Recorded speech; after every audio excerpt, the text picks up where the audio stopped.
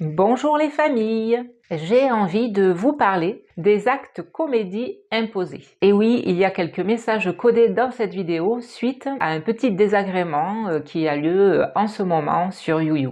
Alors, ce petit désagrément concerne la sur-sang sur YouYou, d'un short justement sur les actes comédie imposés. Pour la plupart des mots, il suffit de mettre les syllabes dans le bon ordre pour comprendre certains termes sur-sang oblige.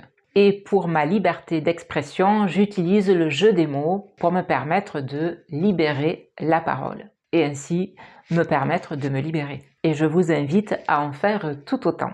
C'est ainsi que nous allons nous rendre compte que nous ne sommes pas seuls et nous allons ainsi comprendre les pièges qu'il y a en ce moment pour mieux nous entraîner à les surmonter. Je suis Fanny, marraine des familles, médiatrice et thérapeute. J'accompagne les personnes et les familles dans une libération émotionnelle et je propose des médiations.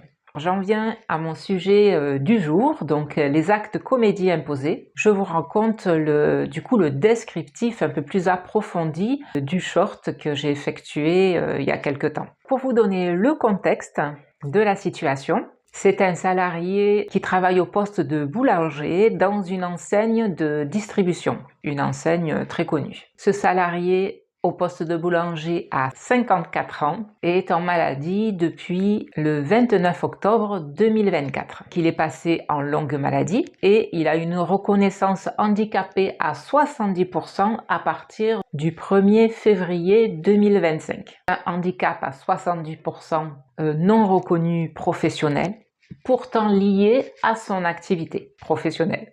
Déjà là, il y a un décalage qui montre une incohérence. Alors, le SAMED Conseil de la IT Sécurité Sociale a convoqué le salarié au bout de 13 mois et impose une opération, un acte comédie imposé de manière autoritaire avant même que les rendez-vous comédie ne soient encore diagnostiqués. Ce SAMED Conseil de la IT Sécurité Sociale s'est montré face à cette personne, à ce salarié handicapé à 70%, donc une personne vulnérable, lui a parlé sur un ton autoritaire, a fait preuve d'intimidation. La personne s'est sentie carrément agressée par ce SAMED. Le salarié ne s'est pas laissé faire.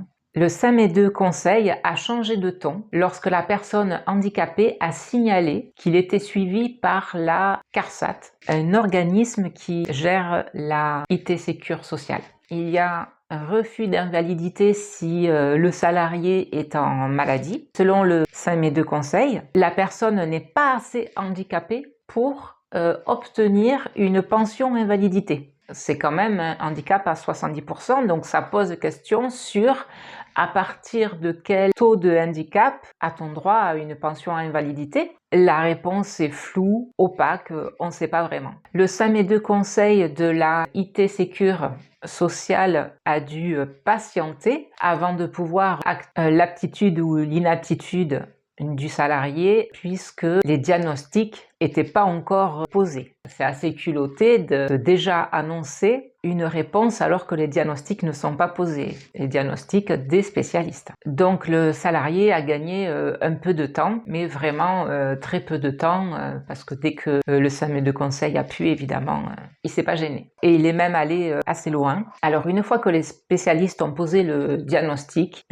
il a été conseiller une opération du poignet, une greffe osseuse du poignet et une reconstruction des ligaments. Mais cette opération est sans garantie de résultat. Donc le salarié étant face à une possibilité d'opération sans garantie de résultat, il se laisse le temps de la réflexion avant de voir voilà, s'il tente l'opération ou pas. Ça lui fait assez peur. Bon, ben maintenant que le diagnostic est posé, le SAMED Conseil a vite repris un autre rendez-vous et ne s'est pas gêné pour poser du coup son ultimatum. Si vous ne faites pas l'opération, alors vous êtes apte à reprendre le travail. Si vous n'êtes pas content, vous démissionnez. Le médecin spécialiste a quand même arrêté le salarié jusqu'à la fin du mois. Et le SAMED Conseil estime non, qu'il peut reprendre le travail. Autrement dit, le SAMED Conseil donne un avis contradictoire aux spécialistes,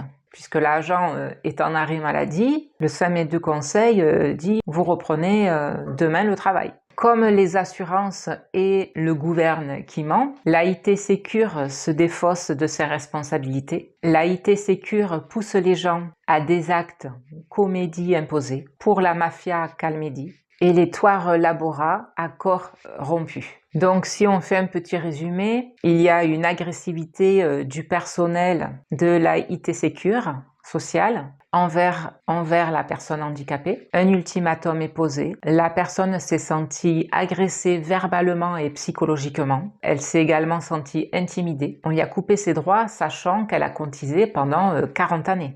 La maladie est non reconnue professionnelle, puisque pas de maladie professionnelle, pourtant liée à l'activité professionnelle. Ensuite, les cotisations sont une escroquerie, puisqu'elles sont non reversées lorsque le salarié a handicap à 70% lié à l'activité professionnelle. Ça fait beaucoup d'incohérences, de défauts du droit, tout en sachant que déjà le gouvernement a déjà réduit la durée des maladies tout dernièrement, en 2025, en les passant de 3 ans à 18 mois déjà, voilà. Entre les abus sur personnes vulnérables, les courriers de peur, les pressions, il n'y a qu'une chose à dire, perte de droits, perte de travail, plus de salaire, au suivant. L'AIT Sécure et le gouvernement dégainent sur les travailleurs handicapés et empochent les cotisations d'une vie. Le moral des Français est en berne et le budget des familles mis à mal. Dites-moi en commentaire quelle violence institutionnelle avez-vous vécue, quel impact sur la famille.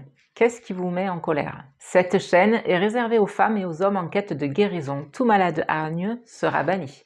Les désinvestis, ne vous abonnez pas. Pour le bien-être de chaque membre de la famille, conscientiser les tensions, désamorcer les conflits et mettre en place plus de paix. Et guérir les difficultés à l'intérieur de soi, c'est amener plus de paix à l'extérieur de soi.